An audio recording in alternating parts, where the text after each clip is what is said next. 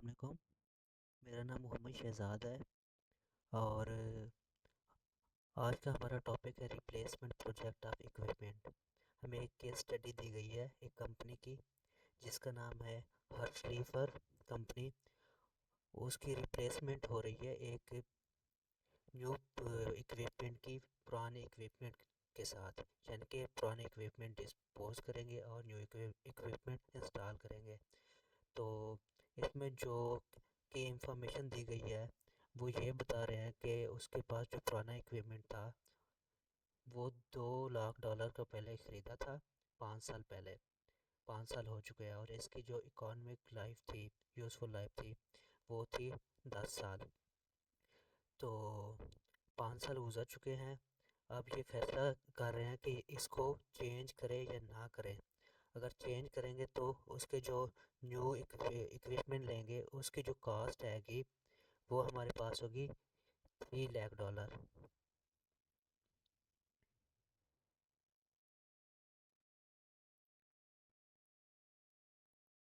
हमारे पास तो हमें कुछ क्वेश्चन दिए गए हैं, उसका आंसर करने की हम कोशिश करते हैं। तो पहला आंसर है what is the problem statement given in the case study. हमारे इस केस स्टडी में यानी कि कौन सा प्रॉब्लम है। तो हमारे पास कंपनी है, उसमें यही है कि हमने रिप्लेसमेंट करनी है ओल्ड इक्विपमेंट की न्यू इक्विपमेंट के साथ। तो क्योंकि जो पुराना इक्विपमेंट है उसकी जो ऑपरेशनल कॉस्ट है वो ज़्यादा आ रही है, तो इस वजह से हम चेंज करेंगे। तो दूसरा क्वेश्चन है what are various investment decision involve in the following project. इसमें इन्वेस्टमेंट डिसीजन कौन से लिए जाएंगे।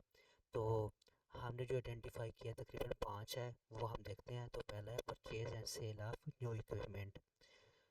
हमने न्यू इक्विपमेंट ख़रीदना है और एट दी 5 years उसको बेच देना है। ये किस स्टडी में बताया गया है। दूसरा है tax on sale of new equipment. जब हम न्यू इक्विपमेंट यूज़ कर लेंगे और उसको सेल करेंगे, अगर हमारे पास गेन आता है तो हम उस पर टैक्स देंगे। अच्छा, तीसरा है सेल ऑफ ओल्ड इक्विपमेंट। अगर हम न्यू इक्विपमेंट खरीदेंगे तो जो ओल्ड इक्विपमेंट होगा उसको बेचेंगे। चौथा tax on sale of old equipment. अगर हम ओल्ड इक्विपमेंट बेचेंगे, अगर हमें गेन हो रहा है तो हम उस पर भी टैक्स देंगे। आखिरी है चेंज इन वर्किंग कैपिटल। तो ये है वेरियस इन्वेस्टमेंट डिसीजन। आगे पूछा गया कि explain both the new investment and asset disposition decision. New investment decision को से हम मुराद लेते हैं एसेट एक्विजिशन, और एसेट एक्विजिशन का मतलब होता है किसी न्यू एसेट को परचेज करना। और आगे बताया गया एसेट डिस्पोजिशन डिसीजन। डिस्पोजिशन का मतलब होता है किसी एसेट को बेचना। तो इसके स्टडी में हमने न्यू इक्विपमेंट खरीदना है और दूसरे फिर जो पुराना इक्विपमेंट है उसको हमने बेचना। तो अगला जो क्वेश्चन हमारा है what are the effects of depreciation on taxes in case of new acquisition and asset disposition decision. तो जैसे कि हम जानते हैं जो डेप्रिसिएशन है ये इन्वर्सली प्रोपोर्शनल है टैक्स के। अगर डेप्रिसिएशन बढ़ेगा तो टैक्स कम होगा, अगर डेप्रिसिएशन किसी भी एसेट का डिक्रीज़ होगा तो टैक्स हमें ज़्यादा देना पड़ेगा। तो यही चीज़ यहीं पे होगी। अगर हम न्यू एसेट एक्वायर करते हैं, न्यू एसेट एक्वायर करेंगे उसकी डेप्रिसिएशन बढ़ेगी क्योंकि न्यू होगा, और लेकिन टैक्स हमारा डिक्रीज़ होगा। और दूसरी सूरत हाल है एसेट डिस्पोजिशन डिसीजन में क्या होगा। अगर हम किसी भी एसेट को बेचते हैं, पुराने एसेट को बेचते हैं, अगर हमें उस पर गेन होता है तो उस पर भी हमें टैक्स देना पड़ेगा। तो आगे चलते हैं। अगला है are there any tax credit on acquisition of any new equipment. तो केस स्टडी में कोई भी टैक्स क्रेडिट नहीं बताया गया, so there is no tax credit. अगला है is this project a new acquisition project और अ रिप्लेसमेंट प्रोजेक्ट। इसमें पूछा गया है कि हमने न्यू इक्विपमेंट इंस्टॉल करना है सिर्फ, या हमने रिप्लेस करना है। हमने स्टार्ट में बता दिया था कि एक ओल्ड इक्विपमेंट को रिप्लेस करना है, इसलिए ये एक रिप्लेसमेंट प्रोजेक्ट है। तो अगला क्वेश्चन है how the equipment will be depreciated over the life of the project, explain in detail the various depreciation method involve in a project. तो हमारे पास दो एसेट होंगे, एक न्यू एसेट, एक ओल्ड एसेट। हमारे पास जो ओल्ड एसेट है उसमें केस स्टडी में बताया गया था उसकी जो यूज़फुल लाइफ है 10 ईयर्स है, और इसके डेप्रिसिएशन का जो मेथड यूज़ हुआ है वो स्ट्रेट लाइन मेथड है। और अगला जो है हमारे पास न्यू एसेट अगर हम खरीदेंगे तो उसकी इकोनॉमिक लाइफ बताई गई है 5 ईयर्स, और उसमें मेकर्स यूज़ होंगे, मेकर यानी कि percentage method, maker stand for modified accelerated cost recovery system. तो इसमें परसेंटेज दी गई है। तो हम इसको एक्सेल शीट, वो हम एक्सेल पे करके देखते हैं कि ये कैसे हुआ है सारा कुछ। ये हमने ऑलरेडी कर लिया है कि कैसे डेप्रिशिएट होता है। तो सबसे पहले हम देखेंगे कि डेप्रिसिएशन न्यू इक्विपमेंट की वो परसेंटेज मेथड के साथ। ये हमारे सब ईयर टू ईयर परसेंटेज दी गई है, और परसेंटेज से कैसे निकालते हैं ये हमारे पास है।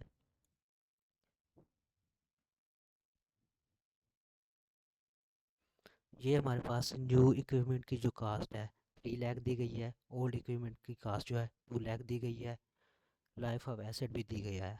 तो हम फार्मूला सिंपल यूज़ करेंगे।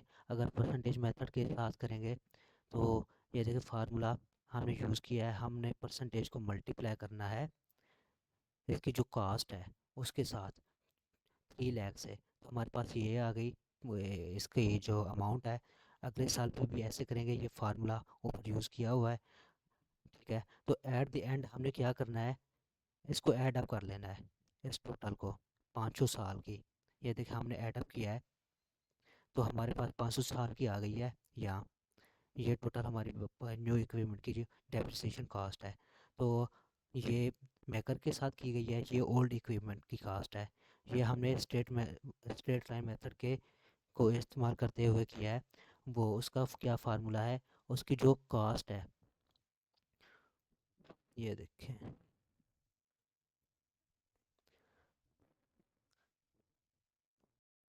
इसका स्ट्रेट लाइन मेथड का फार्मूला है, उसकी जो कास्ट हो, ओरिजिनल कास्ट किसी भी एसेट की, उस उसमें से माइनस कर देनी है उसकी सैलवेज वैल्यू, और उसको डिवाइड कर देना है उसकी यूज़फुल लाइफ पे।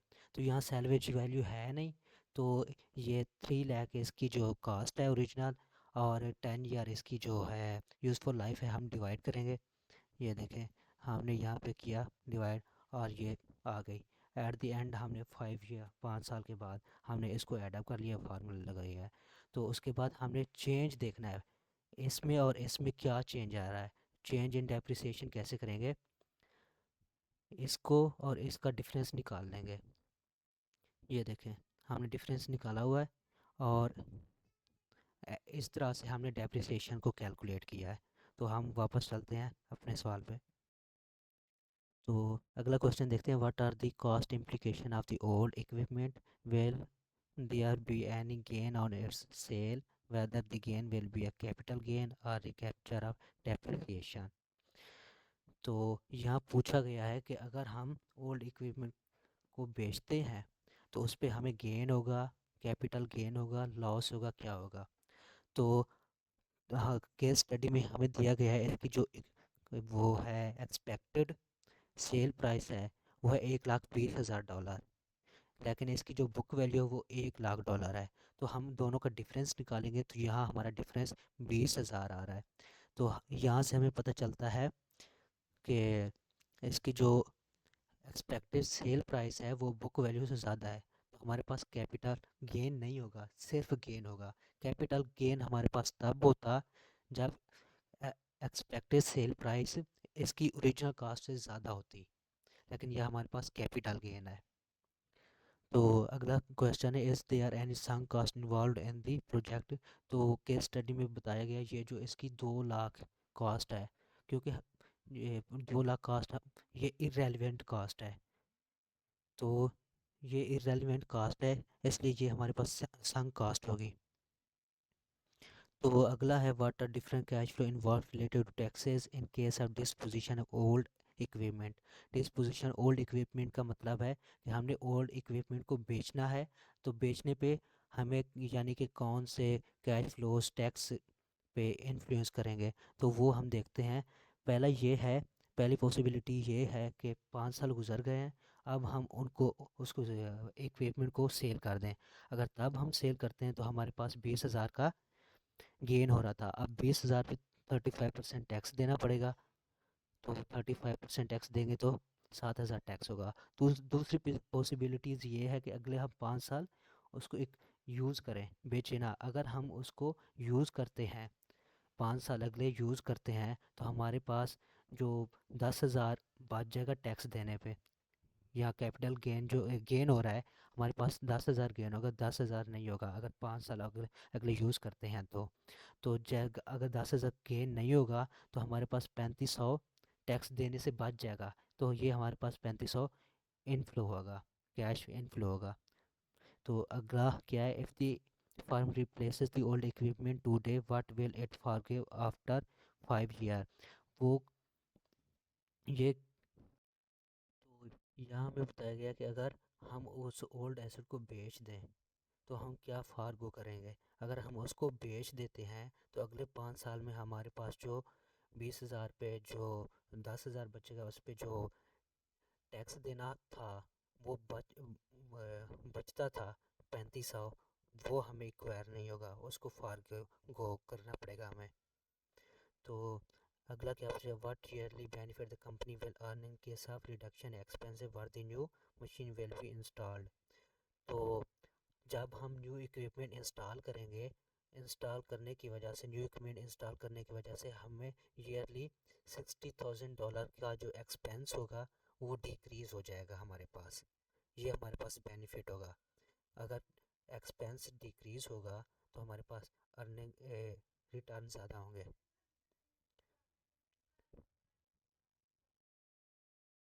तो अगला है कि why there is no effect on revenue due to change in equipment. Equipment change करने की वजह से वो हमारे पास इस केस में इंस्टॉलेशन ऑफ न्यू इक्विपमेंट में not effect cash flows depending on specific financial circumstances. कोई फिनंशियल स्पेसिफिक सर्कमस्टांसेस की वजह से रेवेन्यू पे कोई इफेक्ट नहीं होगा, जैसे कि डेप्रिसिएशन हो गई। और दूसरा, अगर न्यू इक्विपमेंट हम इंस्टॉल करते हैं तो उसकी ऑपरेशन कॉस्ट वगैरह कम हो सकती है रेवेन्यू में, यानी कि इजाफा नहीं हो सकता। और दूसरी चीज़ ये कि अगर हम इंस्टॉल करते हैं तो एट द अर्ली टाइम तो हम रेवेन्यू इंक्रीज़ नहीं कर सकते, क्योंकि स्टार्ट में हमने अभी प्रोडक्शन नहीं की न्यू इक्विपमेंट से। तो नेक्स्ट क्वेश्चन का आंसर देते हैं, explain the depreciation tax shield received by the company due to this investment.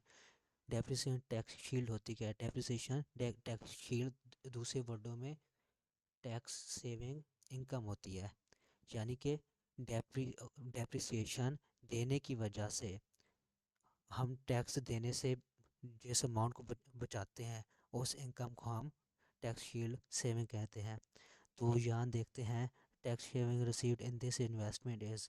तो पहले साल में हमारे पास ये है, दूसरे साल में ये है, तीसरे में ये है, चौथे में ये है और पाँचवें साल में ये है। तो नेक्स्ट चलते हैं, how manager practically make important investment decision. जो मैनेजर होते हैं वो हर चीज़ पे रिसर्च करते हैं, एनालाइज करते हैं उसकी फ़िनंशियल इंस्ट्रूमेंट्स को, अपनी मार्केट के ट्रेंड्स को देखते हैं। उसके बाद अपनी जो इनफ्लो और आउटफ्लो है, कैश फ्लो, उसकी एस्टिमेशन करते हैं। और अपनी सेल्स को, एक्सपेंसेस को देखते हैं। और एसेट के जो एसेट पे जो डेप्रिसिएशन लग रही है वो उसको देखते हैं। टैक्स क्या लग रहा है वो देखते हैं, वर्किंग कैपिटल को देखते हैं। और उसके बाद प्रैक्टिकली डिसीजन लेते हैं। तो नेक्स्ट क्वेश्चन है, व्हाट आर योर की learning after reading this case study. तो इसमें बताया गया कि आपने इस केस स्टडी को देखने के बाद आपने कौन कौन सी मेन चीज़ें सीखी हैं। तो मैंने ये सीखा है, अगर इससे रिलेटेड कोई और मेरे पास प्रोजेक्ट आ जाए रिप्लेसमेंट का, तो उसकी जो फ्यूचर कैश फ्लोज हैं उसको मैं अच्छी तरह से उसकी एस्टिमेशन कर सकता हूँ उस पर। और जो डेप्रिसिएशन का कंसेप्ट है उसको भी अप्लाई कर सकता हूँ। और जो टैक्स शील्ड बनती है वो भी अप्लाई कर सकता हूँ मैं आसानी से। और इससे हमें पता चलता है जो फ्यूचर कैश फ्लोज है, इन्वेस्टमेंट कैश फ्लोज होता है उसमें, और ऑपरेटिंग कैश फ्लोज होता है। इन दोनों को ऐड अप करते हैं तो हमारे पास नेट कैश फ्लोज आते हैं, यानी कि इंक्रीमेंटल कैश फ्लोज आते हैं। तो मैंने ये कुछ सीखा है, और इसके बाद हमने कुछ एक्सेल पे काम किया है, उसको थोड़ा उसका जो रिज़ल्ट है, कंक्लूजन है, उसको हम डिस्क्राइब करने की कोशिश करते हैं। तो चलो देखते हैं उसको।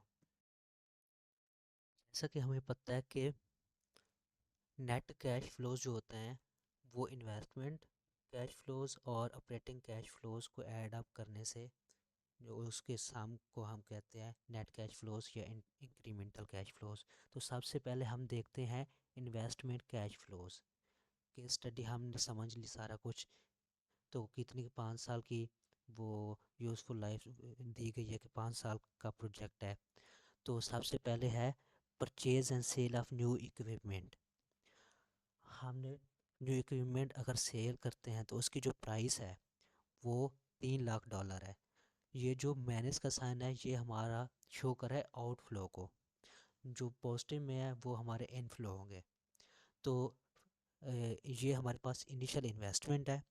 उसके बाद नीचे आ जाता है सेल ऑफ ओल्ड इक्विपमेंट। अगर हम न्यू इक्विपमेंट ख़रीदते हैं तो हमने जो पुराना इक्विपमेंट है उसको सेल कर देंगे, तो उसकी जो एक्सपेक्टेड सेल प्राइस है वो है $120।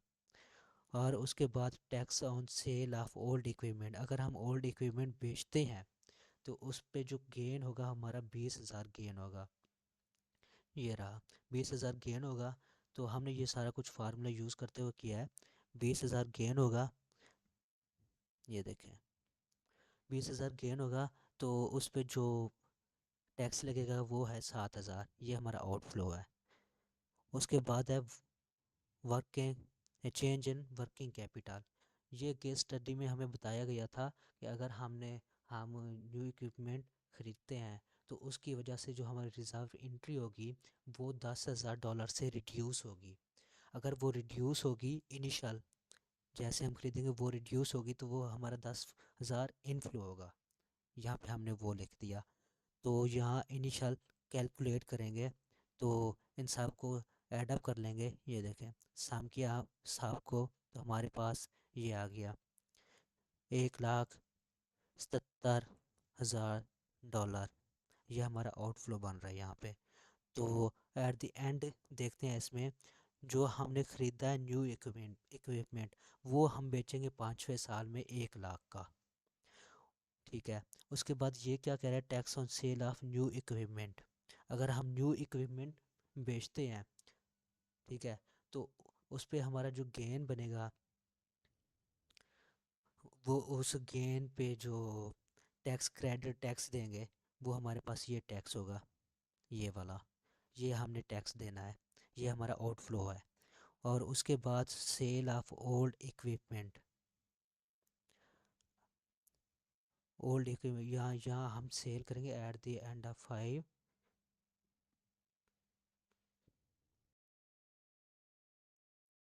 ये हमारे पास दूसरे वर्डों में एक तरह का गेन होगा। अगर हम 5 साल वो यूज़ करते 5 साल के बाद ओल्ड इक्विपमेंट बेचते हैं तो उस पे ये हमारा 1 लाख का जाएगा। 10,000 जो गेन होगा हमारे पास ये वो है। तो उसके बाद आ जाता है हमारे पास tax on sale of old equipment. अगर हम 5 साल वो यूज़ करते हैं, 5 साल के बाद वो जो बेचते हैं, तो हमारे पास 3500 का जो टैक्स देना था गेन पर, वो गेन हमारे पास बच जाएगा। तो हमारे पास ये इनफ्लो होगा 3500। और दूसरा ये चेंज है वर्किंग कैपिटल। वैसे जैसे इनिशियल में हमें रिड्यूस हुआ था, तो 5वें साल में वो हमारे पास आउटफ्लो होगा, चला जाएगा। तो यह हमने ऐड अप कर लिया। ये देखिए फार्मूला, ये हमने ऐड अप कर लिया है। ये हमारा इन्वेस्टमेंट कैश फ्लोज हो गया। उसके बाद हम देखते हैं ऑपरेटिंग कैश फ्लोज में क्या चेंज आ रहा है। हमने पहले ही देखा था कि इसकी जो रेवेन्यू है उसमें कोई चेंज नहीं आएगा। उसके बाद है change in less in expenses. तो हमने देखा था अगर न्यू इक्विपमेंट हम खरीदते हैं तो उस न्यू इक्विपमेंट की वजह से जो ईयरली उसके एक्सपेंस होंगे वो 60,000 से डिक्रीज़ करेंगे। तो इसलिए यहाँ एक्सपेंस हमने पॉजिटिव लिखा है क्योंकि ये हमारे पास इनफ्लो होगा दूसरे वर्डों में। ठीक है, तो उसके बाद हमने ये चेंज इन एक्सपेंसेस है, ये 500 साल के 500 साल के आ गए। उसके बाद हम देखें चेंज इन डेप्रिसिएशन। डेप्रिसिएशन हमने पहले निकाली थी, ये देखें चेंज इन डेप्रिसिएशन ये हमारे पास है, ये वहाँ पुट करेंगे। ठीक है, ये यहाँ पुट कर दी ईयर वाई जो डिफरेंस है। ठीक है, अगर हम एक्सपेंसेस से ये डेप्रिसिएशन निकाल देंगे तो बाकी जो बचेगा वो हमारे पास होगी टैक्सेबल इनकम। तो यहाँ हम डिफरेंस निकाला है, ये देखें ये फार्मूला, ये डिफरेंस निकाला है, ऊपर वाले को ये नीचे वाले से माइनस किया है, डिफरेंस निकाला है। तो ये हमारे पास ईयर वाइज आ गए टैक्सेबल इनकम।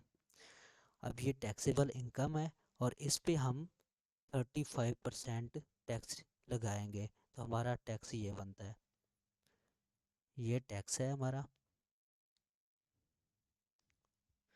ये टैक्स है। अब ये टैक्स इससे मैनेज करेंगे, मैनेज करते जाएंगे, ये देखें मैनेज करेंगे तो ये हमारे पास आ गया 20,000 से 7,000 अगर निकालें 13,000 आ गया। इसका भी डिफरेंस निकालेंगे, ईयर वाइज हो गया। और उसके बाद हम जो डेप्रिसिएशन होती है वो एक्चुअली इसलिए निकालते हैं ताकि हमारे पास टैक्सेबल जो इनकम बनती है वो कम से कम बने।